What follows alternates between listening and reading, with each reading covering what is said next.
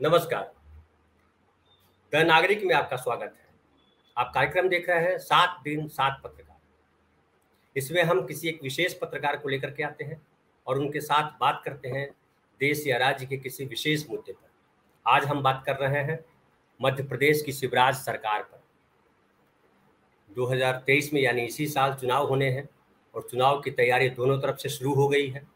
शिवराज सरकार या कहिए बीजेपी सरकार कहिए कि बीजेपी सरकार जो है पिछले 18 सालों से मध्य प्रदेश में है। उमा भारती पहली मुख्यमंत्री बनी थी उस समय 2000 मुझे लगता है 3 की बात है वो। फिर जो है गौड़ बने मुख्यमंत्री, फिर जो है शिवराज सिंह बने 2005 में मुख्यमंत्री, और उसके बाद तब से बीच में पिछले टर्म में मतलब जो 2018 की बात करें तो 2018 में कांग्रेस हालांकि जीत गई थी, लेकिन ज्योतिरादित्य सिंधिया ने पाला बदल लिया, उनके साथ के कुछ विधायकों ने, कमलनाथ सरकार गिर गई और फिर तब से शिवराज सिंह जो है मुख्यमंत्री है वहाँ के, बीजेपी की सरकार है। तो इस बार जो है फिर टेस्ट होना है कि बीजेपी की सरकार या शिवराज सरकार ने कितना काम किया, क्या किया, वहाँ की जनता किसको चाहती है, बोले वहाँ के नागरिक जो मध्य प्रदेश के नागरिक हैं इस बार किसको वोट देंगे, क्योंकि कांग्रेस भी इस बार जो है कमर कसकर तैयार है। कांग्रेस जो है इस बार राहुल की जो छवि है वो बड़ी बेहतर हो गई है। कांग्रेस के प्रति एक माहौल बना है और मोदी जी के प्रति एक जो है कहते हैं कि उनकी छवि मलिन हुई है, खास करके जो लगातार घटनाएं हो रही है उसमें मणिपुर का भी असर है, उनमें राहुल गांधी की पदयात्रा का असर है, वगैरह ढेर सारी चीज़ें हैं। तो इन सब बातों पर क्या होने वाला है उसको लेकर के वहाँ ढेर सारे कांग्रेस वाले आरोप लगाते हैं कि वो घोटालों की सरकार है, कई सारे घोटाले हुए, व्यापक घोटाले, तो अभी हाल में पटवारी घोटाले की चर्चा हो रही है। तो ये सब आरोप प्रत्यारोप तो चलते रहेंगे।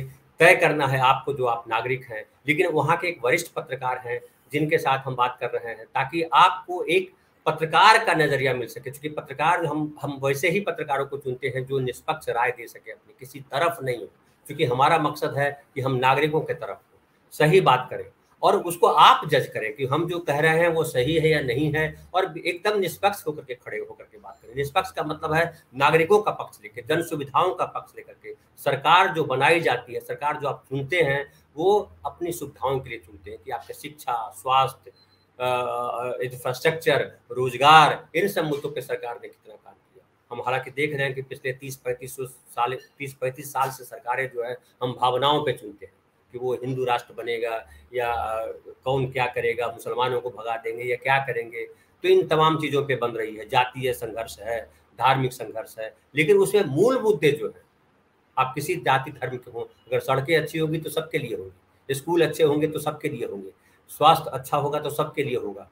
तो ये सारी चीज़ें मूल है जिस पे नागरिकों को काम करना है, और चूंकि संविधान ने यह अधिकार नागरिकों को दिया है कि आपको कैसा देश बनाना है वो आप तय करेंगे। तो पहले हम मिलवाते हैं आपको जो हमारे साथ पत्रकार हैं, वरिष्ठ पत्रकार हैं। भाई साहब आपका स्वागत है। और डॉक्टर प्रकाश हिंदुस्तानी जो हैं वो देश के चर्चित पत्रकार हैं। वो रहते तो इंदौर में हैं मध्य प्रदेश के, अभी रह रहे हैं इंदौर में, लेकिन इसके पहले उन्होंने नई दुनिया, धर्मयुग, नवभारत टाइम्स, दैनिक भास्कर और सहारा टीवी जैसे अखबारों और चैनलों के लिए काम किया है। उनके वरिष्ठ संपादकीय पदों पर रहे हैं और एक बड़ा लंबा गहरा अनुभव है 40-45 वर्षों का। तो हम उनसे बात करते हैं। भाई साहब शुरुआत करने से पहले हम 1-2 वीडियो दिखा देते हैं जो हमने शिवराज सिंह चौहान जी के ट्विटर हैंडल से लिया है। तो शुरुआत वहीं से करते हैं, फिर हम आगे बात करते हैं। जी सच में बेटा बेटियों, मैं तुमसे बहुत प्यार करता हूं। I love you. तुम्हारे मम्मी पापा सोचते हैं कि हमारे बेटा बेटियों का भविष्य सुरक्षित हो, वो सुखी रहें। वैसे ही सच कह रहा हूं बेटा बेटियों तुमसे, मैं भी दिन रात यही सोचता हूं। 3 लाख बच्चों की फीस अभी भरवा रहा हूं। जब कांग्रेस की सरकार 18, 19, 20 में आ गई थी तो उन्हें लैपटॉप भी बंद कर दिए थे और उन्हें बच्चों की फीस भराना भी बंद कर दी थी। उन्हें बच्चों की जिंदगी बर्बाद करने का पाप किया। कभी हताश मत होना, कभी निराश मत होना, कभी उदास मत होना, कभी ये मत समझना कि मैं क्या करूं, और भी जरूरत होगी तो मामा तुम्हारे लिए नई योजना भी बना देगा। जितने टॉपर बच्चे हैं उन सबको भी स्कूटी दी जाएगी ताकि वो भी प्रोत्साहित हो सके। और अगले साल से ये लैपटॉप देने वाली योजना बोर्ड की परीक्षा में भी लागू होगी और सीबीएसई के भी परीक्षा में इसको लागू कर देंगे ताकि सभी बच्चों को इसका लाभ मिल सके।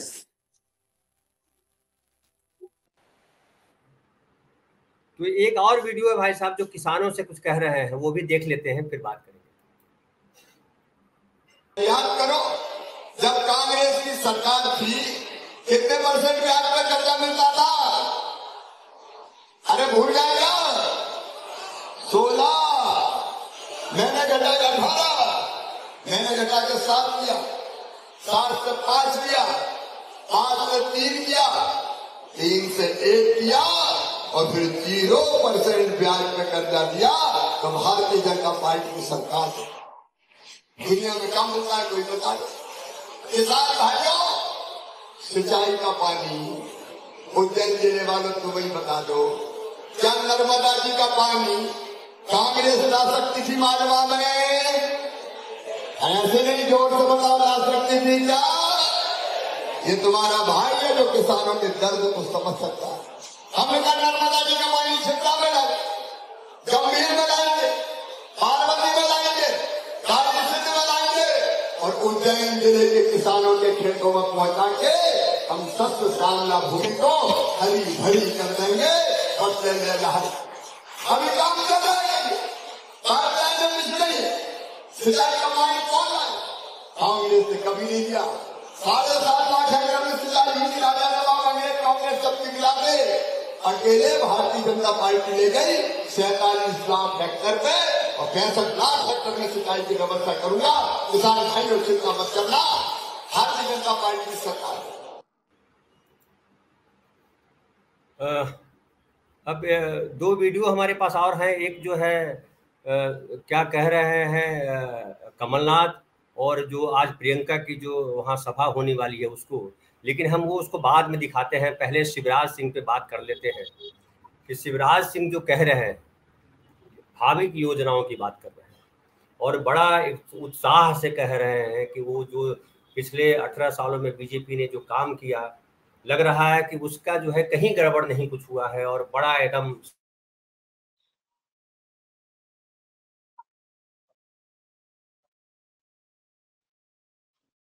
आपके मुख्यमंत्री भी इतने साफ और स्वच्छ हैं, उनकी सरकार इतनी ही साफ और स्वच्छ है। धनंजय जी, हमारे मुख्यमंत्री माननीय शिवराज सिंह चौहान घोषणाओं के मामले में नंबर 1। अगर कोई कंपटीशन हो कि कौन मुख्यमंत्री ने सबसे ज्यादा घोषणाएं की, तो पता चलेगा मध्य प्रदेश के मुख्यमंत्री शिवराज सिंह चौहान ने जितनी घोषणाएं की है उतनी कोई भी मुख्यमंत्री घोषणाएं नहीं कर पाए।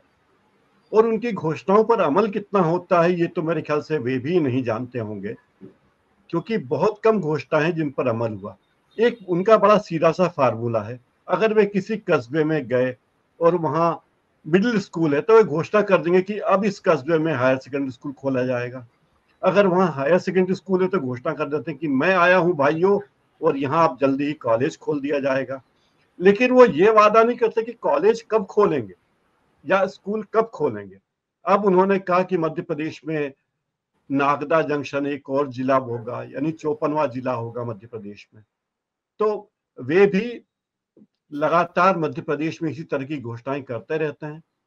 जहां तक लाभार्थियों की बात है, मुख्यमंत्री शिवराज सिंह चौहान के रहते मध्य प्रदेश पे जो भारी कर्ज है, लगभग 3 लाख करोड़ रुपए का कर्ज मध्य प्रदेश पर है और ये दिन पर दिन बढ़ता जा रहा है। हो सकता है कि कल तक ही ये संख्या और ये आंकड़ा और भी बड़ा हो जाए। जब बीजेपी को 2003 में सरकार मिली थी तब केवल 20,000 करोड़ का कर्ज मध्य प्रदेश पे था। सरकार के पास कर्मचारियों को देने के लिए पैसा नहीं है, उधार मांग मांग के कर्मचारियों को तनख्वाह दे रही है, उधार मांग मांग कर उनका डीए बढ़ा रही है, उधार मांग कर तमाम योजनाएं हो रही है, क्योंकि शायद शिवराज सिंह चौहान को लगता होगा कि अभी तो कर दो, चुनाव होने वाला है। जैसे कि लाडली बहना योजना में उन्होंने घोषणा की है कि मैं बहनों को 3,000 रुपये महीना दूंगा, जो भी महिलाएं 21 साल से बड़ी हैं। पहले 23 साल था, अब 21 साल कर दिया, तो करीब करीब 1.5 करोड़ महिलाओं को वो पैसा दे रहे हैं। उन्होंने 1,000 से शुरुआत की, फिर बड़ा भारी विज्ञापनबाजी की और कहा कि भाइयों मैं इसे अब 1250 करूंगा, फिर 1500 करूंगा, फिर 1750 करूंगा, फिर 2000 करूंगा, फिर 2,500 करूंगा। उन्होंने पूरे रामायण बांची और फिर बताया कि मैं 3,000 भी कर दूंगा अगर मुझे पैसे मिल गए, यानी हमारी स्थिति सुधरी तो। क्योंकि चुनाव है और कर्नाटक में कांग्रेस की सरकार ने 1,500 रुपए महिलाओं को देने की शुरुआत कर दी है। राजस्थान में भी घोषणा हो गई है, तो ये उनकी मजबूरी है। कांग्रेस ने घोषणा की कि अगर वो सरकार में आई तो बहनों को 1,500 रुपये महीना हर महीना देगी। तो बीजेपी को लगा कि कहीं हम पिछड़ न जाएं, लेकिन सरकार के पास पैसे नहीं। पटवारी भर्ती में जो घोटाले हुए वो तो जबरदस्त है। मैं उस पे आता हूँ भाई साहब, घोटालों पे भी आता हूँ। मैं ये कहूँ कि जो है बड़ा पुराना जो है कथन है, उक्ति है बड़े आदमी की, ऋणम कृत्वा घृतम पिबेत, ऋण लेकर घी पियो। हाँ। तो ऋण लेके अगर घी पी रहे हो और स्वस्थ हो, अब फिर जो है मेहनत करो, काम करो और कर्जा चुका दो, तो अच्छी बात। लेकिन अगर आप कर्ज लो और आप सैलरी न दे पाओ, विकास के कार्यक्रम न कर पाओ, घोटालों में पैसा कहीं घुस जाए, तो बड़ा टेंशन है। तो कांग्रेस का जैसा आरोप है कि ये सरकार जो है बेसिकली बीजेपी सरकार घोटालों की सरकार है और 50 घोटाले हैं। और सबसे बड़ा घोटाला उसमें व्यापम घोटाला हुआ। अभी पटवारी घोटाला की आप बात कर रहे थे, पटवारियों में भी कहा जा रहा है कि पटवारी का जो चयन हुआ उसमें भी घोटाला हुआ। तो क्या कांग्रेस का आरोप ये सही लगता है कि घोटालों की, वाकई घोटालों की सरकार है? क्योंकि हालांकि मैं कहूं कि व्यापम में तो अब तक कोई रिजल्ट मुझे नहीं पता है कि आया है, तो आप बताइए कि व्यापम में कुछ 50 के करीब लोग संदेहास्पद स्थिति में मारे गए, जो भी हुआ, लेकिन वो अब तक नहीं समझ में आया कि हुआ क्या। सीबीआई जांच कर रही है, उसका क्या हुआ? प्रधानमंत्री इतने साल से भ्रष्टाचार के खिलाफ आंदोलन चला रहे हैं, एकदम गारंटी देने की बात करते रहते हैं। मध्य प्रदेश में जाकर के उन्होंने गारंटी दी कि भ्रष्टाचारियों को जेल भेजने की गारंटी देंगे। लेकिन इतने सालों में, अब बताइए कि 18 सालों में या 15 सालों में या 10 सालों में भी अगर आप घोटालेबाजों को बंद नहीं करेंगे तो क्या करेंगे? फिर क्या आप कानून बना रहे हैं, क्या आप सरकार चला रहे हैं? जी देखिए, शिवराज सिंह चौहान का एक मात्र और एक मेव लक्ष्य है कि आगामी चुनाव में किसी भी तरह बीजेपी को बहुमत मिल जाए। 2018 का अनुभव उनका बुरा नहीं रहा। शिवराज सिंह चौहान के नेतृत्व में मध्य प्रदेश में बीजेपी ने चुनाव लड़ा था और बीजेपी को 230 में से 109 सीटें मिली थी। कांग्रेस को मिली थी 114। हालांकि स्पष्ट बहुमत नहीं था कांग्रेस के पास, लेकिन दो विधायक दो दूसरे दलों के और निर्दलीय विधायकों के समर्थन से कांग्रेस ने सरकार बना ली थी, पर बीजेपी से बड़ी पार्टी थी और 6 विधायक ज्यादा थे। लेकिन फिर जो चमत्कार हुआ, जो कहते हैं कि ईमानदारी की बात करते हैं, तो फिर जो खरीदारी हुई, मोल भाव हुआ और नैतिकता की बात हुई, तो सरकार एकदम बदल गई। अब फिर शिवराज सिंह चौहान बने, क्योंकि बीजेपी के पास कोई दूसरा चेहरा इस तरह का नहीं है जो येड़ा बन के पेड़ा खा सके। बाकी सब बड़े स्मार्ट नेता हैं, ऐसा लगता है मुझे। मराठी में, आप जानते मराठी में जो कहावत है, तो शिवराज सिंह, एक और बात है कि शिवराज सिंह चौहान को कहीं भी बुला लीजिए, उनका भाषण एक ही होता है। वो यही कहते हैं कि भाइयों बहनों, मेरे होते मेरी बहनों को कुछ नहीं होगा, मेरे भांजों भांजियों। और हर जगह उनका एक ही काम है कि एक घोषणा करना। भ्रष्टाचारियों की बात होती है तो कहीं भी किसी भ्रष्टाचारी को सजा मिली नहीं।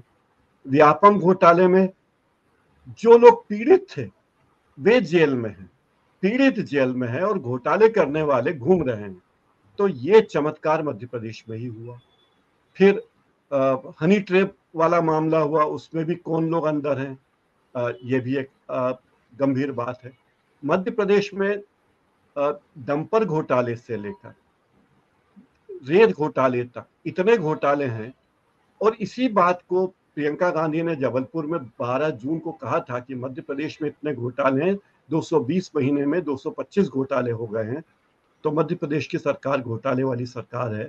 और जिस तरह कर्नाटक में भ्रष्टाचार को मुद्दा बनाकर भी कांग्रेस ने चुनाव लड़ा था, अगर मध्य प्रदेश में भी वही तरीका अपनाती है, जिसकी कोशिश शुरू कर दी है कांग्रेस ने। जी, लेकिन भाई साहब सवाल ये खड़ा होता है, मैं आता हूँ उस पर भी। सवाल ये खड़ा होता है कि जो नागरिकों ने महसूस किया, वो जो आप बता रहे हैं कि आप भी वहाँ के नागरिक हैं, वहाँ के वोटर हैं आप भी, तो वो तो उसने अपना परिणाम दिया था।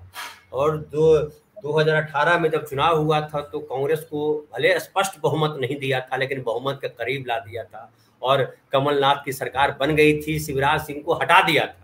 लेकिन अब जब कांग्रेस ही अपनी पार्टी के लोगों को संभाल के नहीं रख सकी, कमलनाथ जी संभाल नहीं सके सिंधिया जी को, सिंधिया अपने 21-22 विधायकों को लेकर के चले गए, तो इसमें जनता क्या करे, नागरिक क्या करे? ये तो यक्ष प्रश्न है धनंजय जी। सवाल यह है कि कांग्रेस के आंतरिक मतभेद जो रहे, दिग्विजय सिंह को कहा जाता है कि दिग्विजय सिंह के कारण सिंधिया ने बीजेपी में जाना पसंद किया, क्योंकि सिंधिया की कोई बात चलती नहीं थी। यहां तक कि कमलनाथ और दिग्विजय सिंह राहुल गांधी के निर्देशों की भी घोर अवहेलना कर देते थे। जैसे राहुल गांधी की ओर से चिट्ठी आई कि ज्योतिरादित्य सिंधिया को मध्य प्रदेश कांग्रेस का अध्यक्ष बना दिया जाए, लेकिन कमलनाथ ने नहीं बनने दिया। वो चिट्ठी कचरे के डिब्बे में डाल दी और राहुल गांधी कुछ कर नहीं पाए। और इसके बाद जब कांग्रेस टूटी, अब इसके बाद कमलनाथ भले ही कितनी भी बात कहते रहे कि हम ये करेंगे, हम बनेंगे, लेकिन वो वैसा कुछ कर नहीं पाए। दूसरी बात है कि बीजेपी सरकार में इतने भ्रष्टाचार हुए थे 2018 तक कि कांग्रेस के नेता चाहते तो सभी दोषियों को जेल की सलाखों के पीछे भेज देते, लेकिन कांग्रेस ने ये नहीं भेजा, नहीं काम नहीं किया। शायद ये एक दूसरे की देखभाल करने की बात रही होगी कि अभी हम आपको बख्श रहे हैं और हमें आप बख्श देना सरकार आने के बाद। तो लगता है कि ऐसा ही कुछ हो रहा है धनंजय जी। भाई साहब, जो आप कह रहे हैं उसमें दो बातें दिख रही है। वो चाहे सिंधिया की बात आपने की और राहुल गांधी की अवहेलना की बात की, कमलनाथ जी ने सत्ता में आने के बाद ये नहीं किया। दोनों पहलू में एक तो धोखा दिया सिंधिया ने कि सिंधिया कांग्रेस की सरकार थी, राहुल गांधी की भी बात आप कह रहे हैं नहीं चल रही थी, तो वो आंतरिक लड़ाई थी, कांग्रेस की आंतरिक लड़ाई को कैसे सॉल्व किया जाता और सरकार रहती और क्या होता, उस पर एक प्रयास होता। लेकिन उन्होंने, जनता ने उनको, जो नागरिकों ने वोट दिया था उनको, सिंधिया को, वो कांग्रेस के नेता के तौर पे दिया था।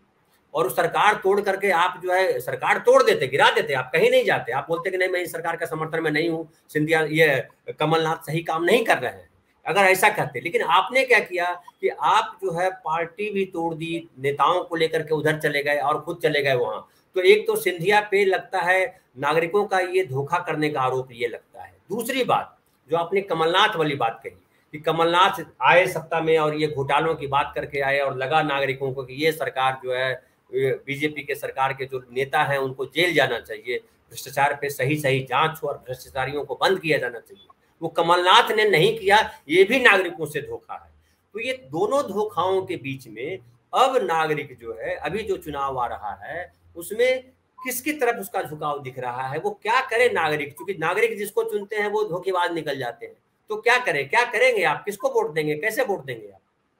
देखिए धनंजय जी, हालांकि जो सर्वे एक आया है, सर्वे में बताया जा रहा है, कोई मध्य प्रदेश लोकपाल मेगा सर्वे किया है और वो कह रहे हैं कि 1,72,500 लोगों का सर्वे किया उन्होंने। वो बता रहे हैं कि बीजेपी 90 से 95 सीट पे आएगी, कांग्रेस 130 से 135 सीटों पे आएगी। तो ये जो सर्वे है वो ये बता रहा है, मतलब ये बता रहा है, अगर हम इसको तात्कालिक तौर पे, हालांकि मैं इन सर्वे में बहुत बिलीव नहीं करता हूँ, लेकिन अगर माने तो ये लग रहा है कि नागरिक फिर से तय कर चुके हैं, क्योंकि पिछली बार उन्होंने वो किया था और शिवराज सरकार को पसंद नहीं किया था, तो दोबारा शायद पसंद नहीं ही करें, ऐसा मुझे लग रहा है।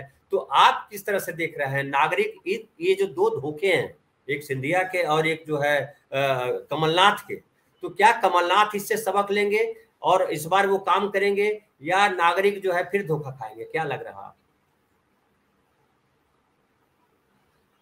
नागरिकों ने अपना मन ये बनाया है कि वे उम्मीदवार को देखकर वोट देंगे। उम्मीदवार अगर अच्छा है, उनकी पसंद का है, कर्मठ है, तो वे उसे वोट देंगे बजाय पार्टी पर जाने के।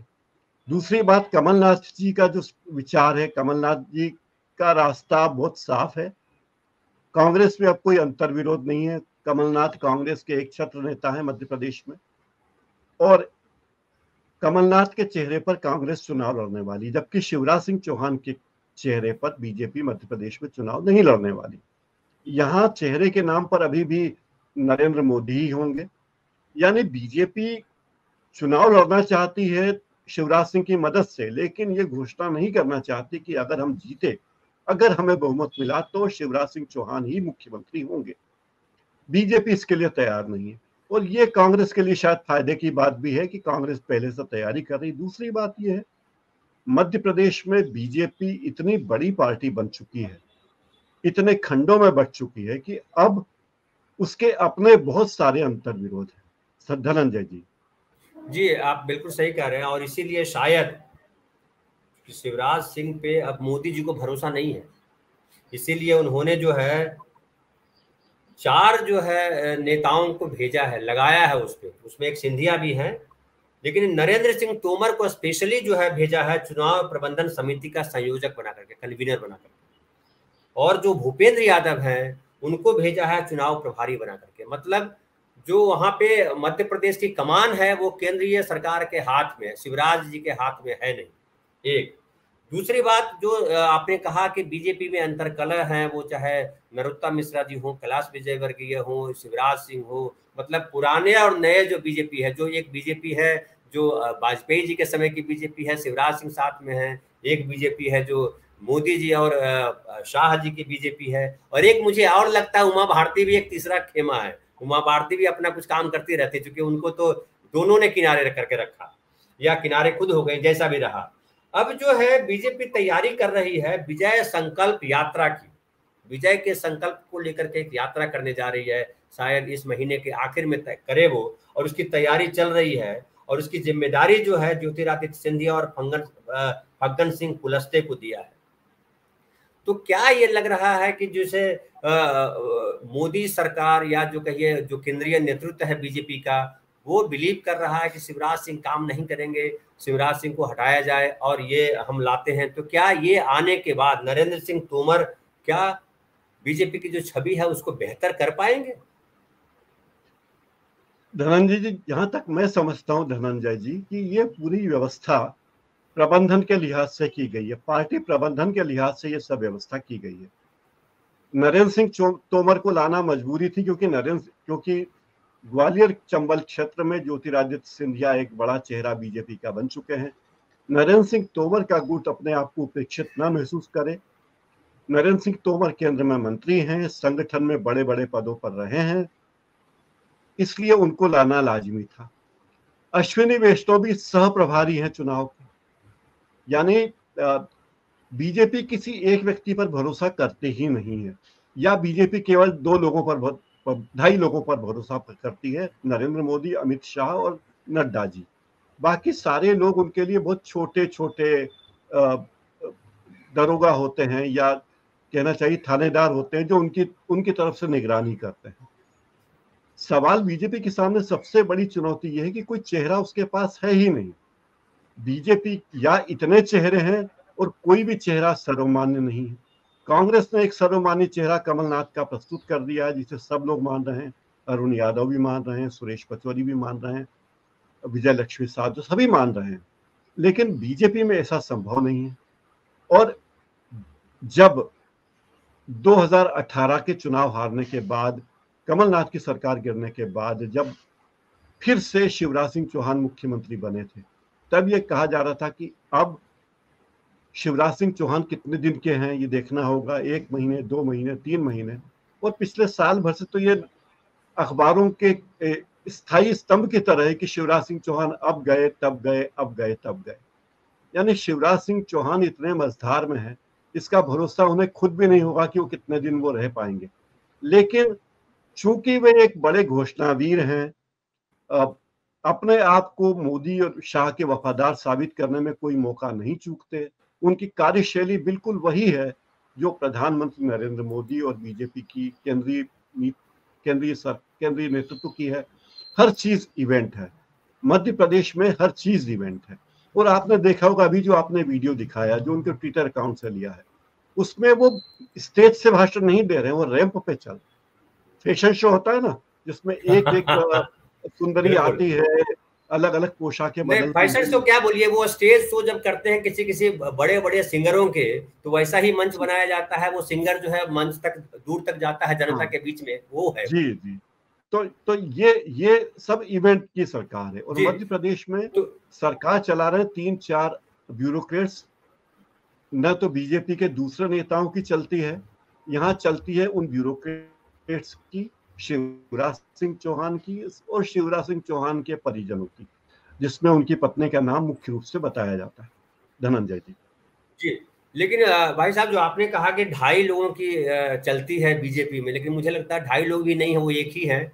उन्हीं का कुछ, उनकी कुछ शायद, जैसे है ना सूरज में रोशनी है, उसकी रोशनी जो है चांद तक भी जाती है, धरती पर भी आती है, पता नहीं कहाँ कहाँ जितने ग्रह हैं सब पे जाती है। तो सूरज जो है बीजेपी के, वो नरेंद्र मोदी है, और उन्हीं के पास रोशनी है, बाकी किसी के पास रोशनी है नहीं, उन्हीं से उधार ली हुई रोशनी। रिफ्लेक्ट होके आती है ना, अब जो चांद से है मैं रिफ्लेक्ट कहूँ होके कि रोशनी आती है धनंजय जी, चांद से जी, रिफ्लेक्ट होके रोशनी आती है, वैसे नड्डा जी से रिफ्लेक्ट होके, अमित शाह हाँ से हाँ हाँ हाँ रिफ्लेक्ट होके थोड़ी हाँ, थोड़ी आती रहती है जी। बिल्कुल। लेकिन ये रोशनी शीतल हो, चांद की रोशनी तो शीतल होती है, लेकिन यहाँ से जो रिफ्लेक्ट होकर के आता है वो भी अहंकार ही निकल करके आता है। जिस तरह से उन्होंने जी कहा था नड्डा साहब ने वहां जाकर के पटना में, कि सारे विपक्षी जो खास करके जो रीजनल पार्टियां हैं वो खत्म हो जाएंगी, तो मुझे लगता है मोदी जी ने भी जो नहीं कहा था वो जाकर के वो बोल आए थे। और नतीजा हुआ कि आज जो है वो 38-40 पता नहीं कितने दलों के साथ जो है गठबंधन दो करने को दो कम है मजबूर है। अभी, 2 कम है जी। धनंजय जी, अभी 2 कम पड़ रहे हैं। अच्छा, 2 कम पड़ रहे हैं, अभी और आ जाएंगे, तो जी वो बात है। लेकिन अब मैं बात करूं कि एक उसके पहले वीडियो दिखा देता हूं। अब आते हैं इन पे, कमलनाथ जी पे। और आज जो है प्रियंका, शायद कांग्रेस की रैली हो रही है वहाँ आपके ग्वालियर। प्रदेश में, ग्वालियर में।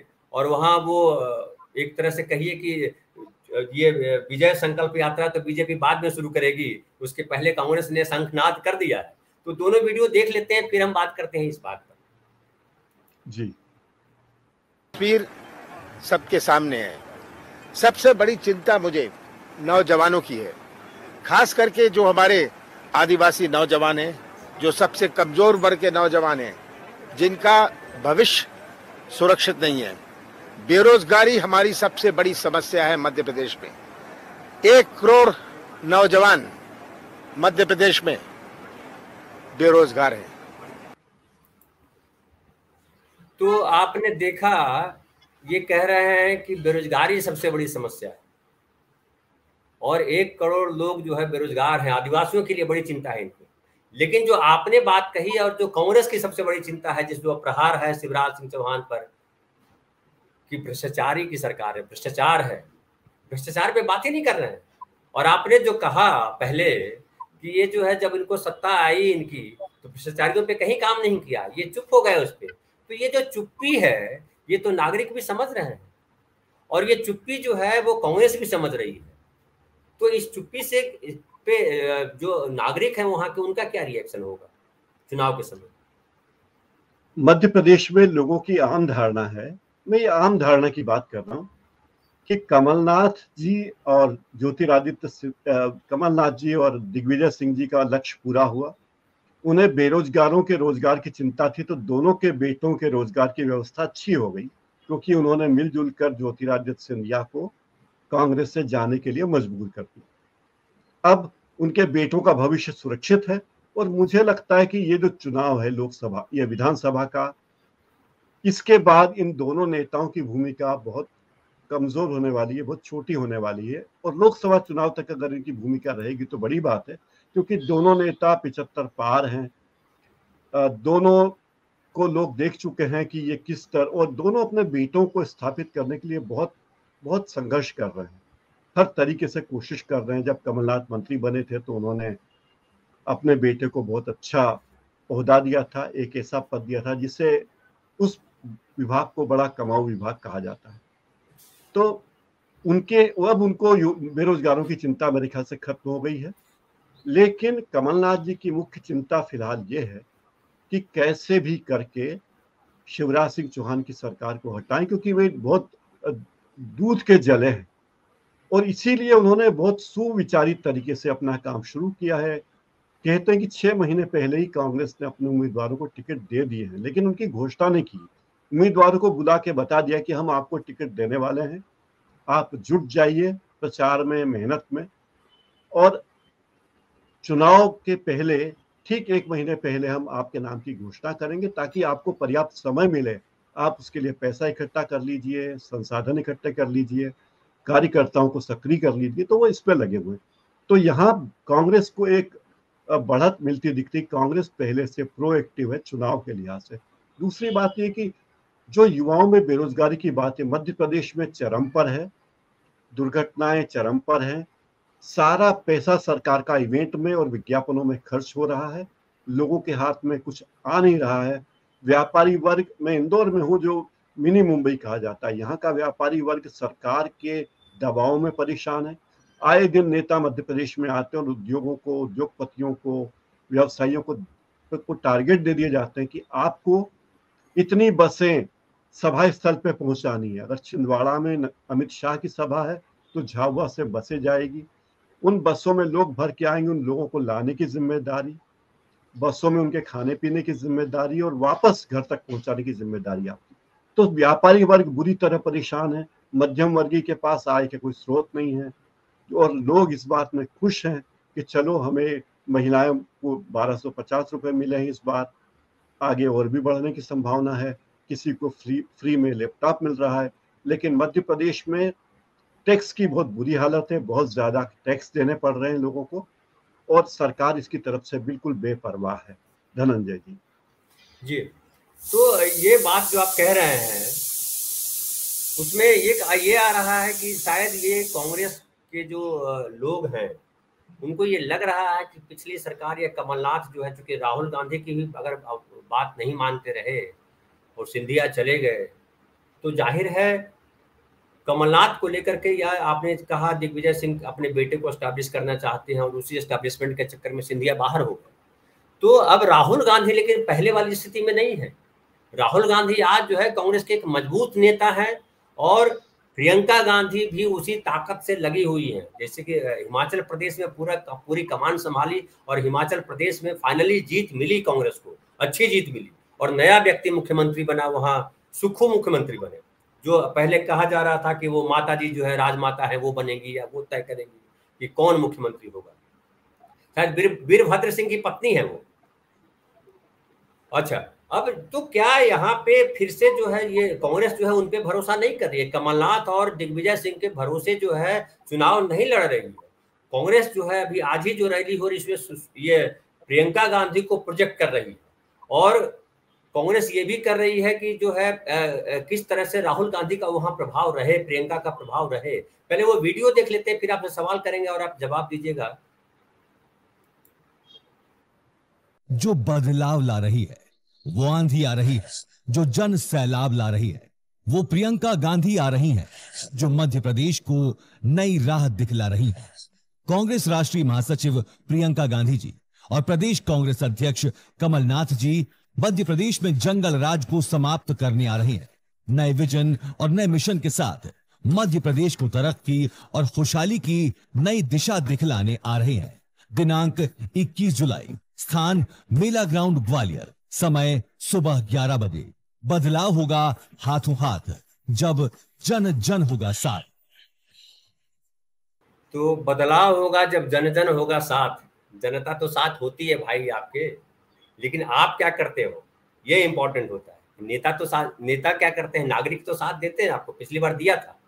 तो मुझे लग रहा है कांग्रेस को ये एहसास है कि अगर कमान कमलनाथ जी के हाथ में या दिग्विजय सिंह के हाथ में दे दिया जाए तो शायद, शक है उनको भी, केंद्रीय नेतृत्व को, जैसे बीजेपी के लोगों को शक है वैसे यहाँ है। हालांकि बीजेपी के कई लोग टूट करके आए हैं कांग्रेस में, लेकिन प्रियंका को जिस तरह से वहां प्रोजेक्ट किया जा रहा है, और मुझे लगता है कि ये प्रोजेक्शन इसलिए भी है कि ये केंद्रीय नेतृत्व अपने हाथ में चीजों को रखना चाहती है।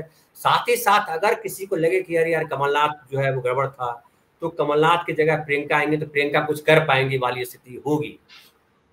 आपको क्या लगता है क्यों इनको प्रोजेक्ट किया जा रहा है उस तरीके से? क्या हम जो कह रहे हैं कि कमान केंद्रीय नेतृत्व ने ले ली है, ये सही है? धनंजय जी, मुझे इस बारे में कोई भरोसा नहीं है मुझे, क्योंकि कमलनाथ जी जो कहते हैं, कमलनाथ जी पहली बात है कि बहुत वरिष्ठ मंत्री हैं, कांग्रेस के नेता हैं, केंद्र में मंत्री रहे हैं।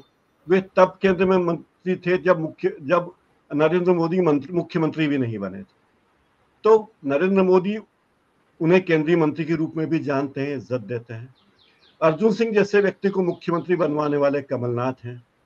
कमलनाथ के कहे के अनुसार ही राहुल गांधी और प्रियंका गांधी के कार्यक्रम बनते हैं। अभी जब जबलपुर में शंखनाद 12 जून को शंखनाद किया गया था, बाकायदा शंख बजाए गए थे, हनुमान जी के पुतले बनाए गए थे, हनुमान जी का रूप धर के बहुरूपीय घूम रहे थे। तो कमलनाथ का जो तरीका है, कमलनाथ के ही इशारे पे, कमलनाथ की ही प्लानिंग के अनुसार प्रियंका गांधी काम कर रही हैं। जब कमलनाथ ने चाहा कि राहुल गांधी भारत जोड़ो यात्रा में टंटिया मामा की जन्मस्थली पे तब वे गए। कमलनाथ ने चाहा कि ओंकारेश्वर में, ममलेश्वर में नर्मदा पूजन में भाग लें राहुल गांधी, तो राहुल गांधी और प्रियंका दोनों ने भाग लिया। तो कोई भी कार्यक्रम मध्य प्रदेश में बनता है राहुल गांधी का या प्रियंका का, तो कमलनाथ जी की योजना के अनुसार ही बनता है। और कमलनाथ ने अब बीजेपी का सॉफ्ट हिंदुत्व वाला रुख अपना लिया है। उसी के मुताबिक आप देखिए कि राहुल गांधी भारत जोड़ो यात्रा में कितने मंदिरों में गए। उज्जैन में महाकाल मंदिर में उन्होंने दंडवत किया, ओंकारेश्वर में दंडवत किया, तो कई मंदिरों में गए।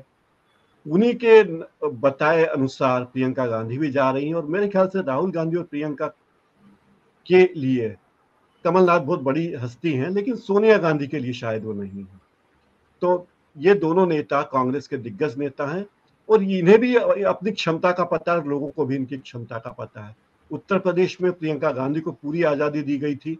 उन्होंने घोषणा कर दी कि 40% टिकट महिलाओं को देंगे और पूरे उत्तर प्रदेश में 2 विधायक कांग्रेस के आए हैं। और वोट का प्रतिशत आप देख लीजिए। ये बात तय है कि अगर कांग्रेस में केवल प्रियंका और राहुल के बूते पर चुनाव नहीं लड़े जा रहे, कर्नाटक में भी आप देख लीजिए DK शिव कुमार ने कितने महीने तक मेहनत की थी। राजस्थान में देखिए 5 साल तक सचिन पायलट अपने घर पे नहीं सोए, 5 साल तक वे हर रोज राजस्थान के गांव-गांव में घूमे। उनकी नाराजगी अपनी जगह सही है कि सरकार बनाने में उनकी बहुत अहम भूमिका रही। तो ये सारी बातें कहने को है, लेकिन प्रियंका गांधी का अच्छा चेहरा है कांग्रेस का। उनको देखने के लिए लोग बड़ी संख्या में टूट पड़ते हैं। उनका अंदाज कुछ कुछ इंदिरा गांधी की तरह है। उनको देखने बहुत लोग आते हैं। और एक कांग्रेस के बहुत मेरे परिचित हैं, पदाधिकारी रहे, उन्होंने कहा कि प्रियंका गांधी काफी पहले राजनीति में आना चाहती थी, लेकिन पारिवारिक कारणों से, क्योंकि बच्चे उनके छोटे थे, तो वे पूर्णतः राजनीति में नहीं आई। अब उनके बच्चे पढ़ाई के मामले में अपनी दिशा तय कर चुके हैं, इसलिए अब वे राजनीति में सक्रिय हैं। तो प्रियंका गांधी आएंगी और अगर मध्य प्रदेश में कांग्रेस की सरकार बनती है तो निश्चित ही इसके क्रेडिट तो प्रियंका गांधी को मिलेगी और सोनिया गांधी को मिलेगी। मुझे लगता है राहुल गांधी चुनावी राजनीति से काफी हद तक विमुख हो चुके हैं और एक तरह से संतत्व को प्राप्त कर चुके हैं। धनंजय जी, तो वैसे आज सुप्रीम कोर्ट का जजमेंट आने वाला है आज, वो तो अलग हम सबकी निगाह वहाँ पे है। और आप जो कह रहे हैं कि वो राहुल गांधी अलग राह ले चुके हैं, वो भी अपनी जगह एक सही है। लेकिन मैं कहूँ कि एक हमारे दर्शक जो है वो पूछ रहा है, अमनदीप नाम है, वो पूछ रहा है कि सर इंडिया में डेमोक्रेसी रहेगी या नहीं, क्या लगता है आपको? भाई, जब तक भारत में नागरिक हैं तब तक डेमोक्रेसी, और डेमोक्रेसी से भी ज़्यादा मैं बोलूँगा गणराज्य रहेगा, है ना। तो ये रहेगा, ये हटने वाला नहीं है। जब तक आप ये सवाल कर रहे हैं तब तक नहीं खत्म होने वाला। तो मैं एक आखिर में आप सवाल करूं भाई साहब कि आप जो हम जिस तरह से हम लोगों ने एक विश्लेषण किया है, उसमें घोटाले और भ्रष्टाचार के मुद्दे जो है, जो सबसे इम्पोर्टेंट बताते रहते हैं मोदी जी, या जो कांग्रेस जिस तरह से आरोप लगाती रहती है शिवराज सिंह पे, वो दोनों मुद्दे जो है, मुद्दे तो हैं, चुनाव में है, लेकिन वो असर दिखता नहीं है जब सरकार बन जाती है। तो क्या आपको ये लगता है कि नागरिक जो है ये मान चुकी है कि भ्रष्टाचार तो होगा, उसको रोका नहीं जा सकता है, एक, और भ्रष्टाचार कोई बड़ा मुद्दा उसके लिए नहीं रहा। दूसरी बात, क्या नागरिक मजबूर हैं कि हमें इन्हीं से किसी को चुनना है? और तीसरी बात, कि क्या प्रियंका राहुल का जो प्रभाव कांग्रेस में बढ़ रहा है, ठीक है आप कह रहे हैं कि जो कमलनाथ के इशारे पे ही सब होता है, लेकिन राजनीति तो संभावनाओं का खेल है, कब क्या पलट जाए कुछ नहीं पता। तो एक उम्मीद है लोगों को, खास करके कांग्रेस के कार्यकर्ताओं को, कि राहुल जी जब सत्ता संभालेंगे या कमान संभालेंगे तो न्याय करेंगे। खड़गे साहब से भी एक उम्मीद है, क्योंकि खड़गे जो है कांग्रेस के अध्यक्ष हैं, और जिस तरह से मोदी जी ने कल कहा कि राजस्थान की तरफ उंगली उठा दी उन्होंने महिलाओं पे अत्याचार को लेकर के, या मध्य प्रदेश में भी जो है रेप की घटनाएं कम नहीं है। मैं कल देख रहा था एनआरसीबी की रिपोर्ट, उसमें सबसे ज्यादा राजस्थान में है, उसके बाद मध्य प्रदेश में।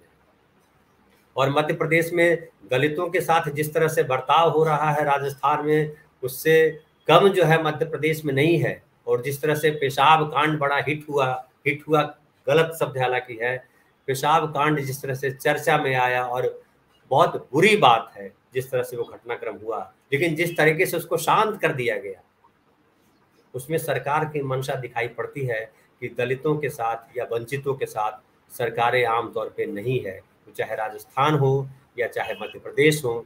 तो क्या दलितों में क्या भाव है, क्या खड़गे, क्या राहुल गांधी, क्या प्रियंका गांधी इस पे कुछ असर डाल पाएंगे? मध्य प्रदेश में आमतौर पर दलित वर्ग या पिछड़ा वर्ग के लोग, आदिवासी वर्ग अब तक कांग्रेस के साथ रहा है और कांग्रेस का साथ देता आया है। पिछले चुनाव में भी कांग्रेस की सरकार बनी तो उसमें आदिवासियों का वोट बहुत अहम था। राहुल गांधी इस बात को समझते थे, जो उनकी भारत जोड़ो यात्रा निकली वो प्रमुखतः आदिवासी जिलों से ही होकर गुजरी, और उसी से बीजेपी बौखलाई हुई है। और बीजेपी ने अपनी तैयारी, अपनी फायर फाइटिंग शुरू कर दी है।